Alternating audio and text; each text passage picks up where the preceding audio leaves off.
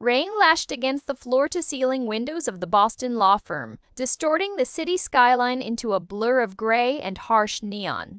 Caleb Sterling sat perfectly still in the leather wingback chair, his hands clasped over his knees, listening to the monotonous drone of Harrison Cole. The attorney was reading the last will and testament of Richard Sterling, Caleb's grandfather. Richard had been a titan of East Coast shipping logistics, a man whose reputation for ruthlessness was exceeded only by his staggering wealth. He was not a warm man. Caleb's memories of him were composed entirely of stern reprimands, cold stares from across incredibly long dining tables, and the pervasive scent of aged scotch and expensive cigar smoke. "To my only surviving grandson, Caleb Arthur Sterling," Harrison read, peering over his reading glasses, "I leave the entirety of my controlling shares in Sterling Logistics, the Beacon Hill Townhouse, and the Blackwood Estate in Rhinebeck, New York." Caleb nodded slowly. $14 million in liquid assets, property worth thrice that, and an empire he wanted nothing to do with. His father, Arthur, had died when Caleb was 12, a victim of a sudden massive coronary event that many whispered was brought on by the immense stress of working under Richard. Caleb's mother, Victoria, had always been a fragile woman, spending her days tending to her prize-winning orchids and quietly fading into the background of the imposing Sterling family dynamic. With the legal formalities concluded, Caleb was handed a heavy ring of brass keys. They belonged to the Blackwood Estate. Harrison instructed him that he needed to clear out Richard's private study, as the house was to be prepped for whatever Caleb decided to do with it. 2 days later, Caleb drove his Jeep up the winding, gravel-lined driveway of Blackwood. The house was a sprawling Victorian monolith, its dark wood and sharp gables looking more like a fortress than a home. It had been 10 years since Caleb had set foot inside.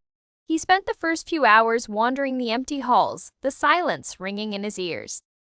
Dust sheets covered the antique furniture, turning the rooms into a graveyard of white phantoms. Eventually, he made his way to the study, Richard's inner sanctum. The room smelled exactly as he remembered: cedar, old paper, and stale tobacco. The centerpiece was a massive mahogany desk, an intricate piece of 19th century craftsmanship. Caleb sat in the heavy leather chair and began opening drawers. He was looking for the safety deposit box keys and the deed to the property, which Harrison had mentioned were likely kept here. The side drawers yielded nothing but old ledgers, stationery, and fountain pens. Caleb pulled at the wide center drawer, but it was locked. He sifted through the brass ring Harrison had given him, found a small, ornate key, and slid it into the lock. It turned with a satisfying click. Inside the drawer were a few leather-bound checkbooks and a velvet box containing Richard's cufflinks. Caleb sighed, preparing to close it when his fingers brushed against something strange. The bottom panel of the drawer didn't sit flush. There was a slight gap, barely a millimeter near the back. Frowning, Caleb pressed his fingers against the wood and pushed. It didn't budge. He tried sliding it to the left. A faint mechanical scrape echoed in the quiet room, and the false bottom gave way, sliding smoothly beneath the desk's frame to reveal a hidden compartment. Caleb's heart performed a strange, hollow thump. Inside the shallow cavity lay a single, thick manila folder. There was no label, no name, only a date written in Richard's sharp, aggressive handwriting in black ink, February 14, 1994. Caleb pulled the folder out. It felt unnaturally heavy, thick with decades of hidden truth. He opened it and laid the contents flat on the mahogany desk. The first document was a standard state of Massachusetts death certificate. The paper was slightly yellowed at the edges.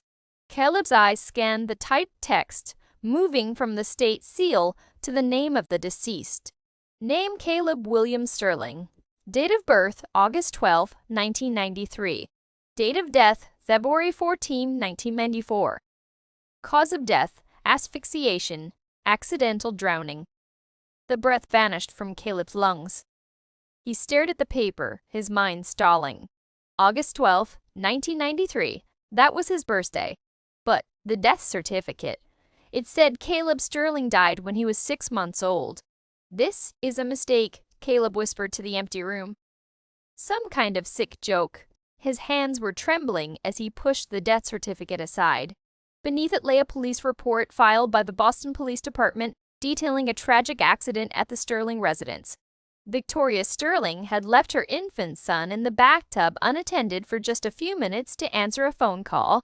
When she returned, the boy had slipped beneath the water. He was pronounced dead on arrival at Massachusetts General Hospital. Caleb touched his own face, feeling the warmth of his skin, the stubble on his jaw. If Caleb Sterling died in 1994, who the hell was he? He tore through the rest of the folder. There were bank statements detailing massive wire transfers. 3 transactions, each for $150,000, sent to a private offshore account belonging to a doctor, Elias Gable, attached to the bank statements with a handwritten letter on personalized stationery. Elias, Victoria's mind is shattered. The doctors say a complete psychological break is imminent if we don't intervene. She refuses to believe the boy is gone. You mentioned during our last board meeting that your clinic handles delicate adoptions for clients who require absolute discretion. I need a boy, 6 to 8 months old, Caucasian, dark hair, blue eyes. I don't care where he comes from or what it costs. No paper trail. The Sterling name cannot be associated with the negligence of a drowning, nor can my daughter-in-law be committed. Fix this. Richard. Caleb felt violently ill. The room began to spin. He grabbed the edge of the desk to steady himself. He wasn't Caleb Sterling. He was a purchased replacement. A prop bought to save a grieving mother from losing her mind, and a ruthless grandfather from public scandal. At the very bottom of the folder lay a faded newspaper clipping from the Seattle Post-Intelligencer dated March 3, 1994. Mussunge, ein font, e betusud, from local park. The article detailed the frantic search for a 7-month-old baby boy, Liam Davis. He'd been taken from his stroller while his mother, Nora Davis, was looking the other way. Caleb stared at the black and white photograph printed beneath the headline. The baby had a distinct, crescent-shaped birthmark just below his left collarbone. Slowly, his fingers numb, Caleb unbuttoned the top of his shirt and pulled the collar aside. In the dim light of the study, the small crescent-shaped patch of slightly darker pigmentation sat on his skin, exactly where it had always been. A mark his mother Victoria always told him was an angel's kiss. The drive to Cape Cod took 3 hours, but Caleb couldn't remember a single second of it. His mind was a violent storm of fragmented memories.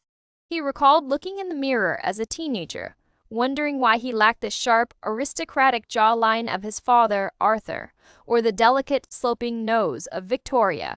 He remembered the way Richard looked at him, not with love, but with the cold calculation of an investor assessing an asset that had cost him dearly. He pulled into the driveway of Victoria's beachfront cottage. The tires crushed the gravel with an aggressive crunch. He didn't bother knocking. He still had his key. He found her in the sunroom, wearing a canvas apron over a white linen dress, meticulously repotting a rare ghost orchid. She looked up, offering a soft, fragile smile. "Caleb, darling, I didn't know you were coming to the Cape. I thought you were at Blackwood." Caleb didn't speak. He walked across the terracotta tiles, the manila folder clutched in his fist, and slammed it down onto her potting table.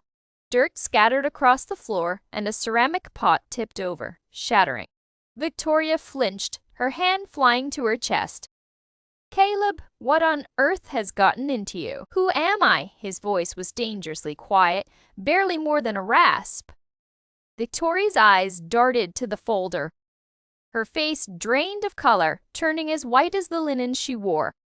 I don't understand the question, sweetheart." "Don't call me that," Caleb snapped, stepping closer. "Don't you dare call me that. I was in his study, Victoria. I found the hidden drawer. I found the death certificate. The wire transfers to Dr. Gable. I found the newspaper clipping about Liam Davis." Victoria backed away, her hands trembling violently. She bumped into a wrought iron plant stand, sending a cascade of ferns tumbling to the ground. No, she whispered, her eyes wide with a terror that looked decades old. Richard promised me he burned it. He promised me. So you knew. The betrayal hit Caleb like a physical blow. He had harbored a desperate, naive hope on the drive over that she had been utterly gaslit that Richard had swapped the babies without her knowledge. I was sedated, Caleb, she sobbed, the tears coming fast and thick, ruining her carefully maintained composure. For weeks after the accident, I was in a haze. They told me my mind was playing tricks on me, but that my baby had been sick, not dead.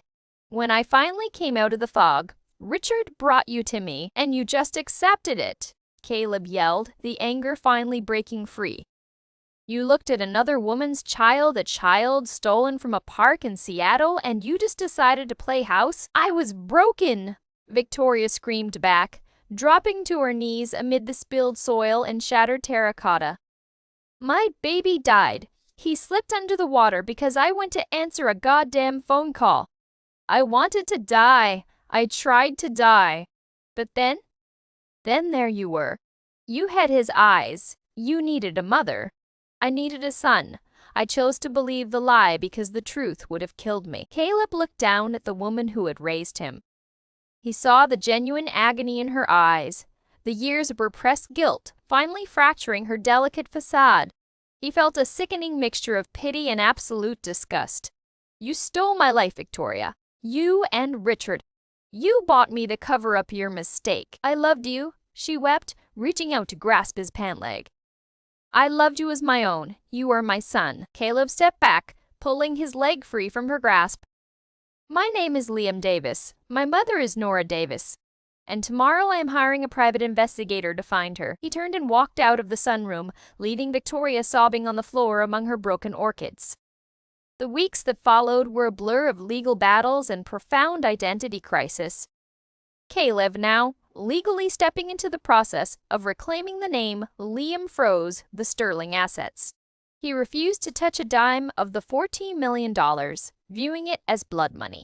Instead, he directed Harrison Cole to set up a trust, liquidating portions of the estate to fund missing children's charities and legal defense funds for victims of illegal adoptions. Through a high-end investigative firm, the truth unraveled further. Dr. Elias Gable had died in a federal prison in 2008, having been convicted of running a black market adoption ring disguised as an elite fertility clinic. It took 3 weeks to locate Nora Davis. She had never stopped looking.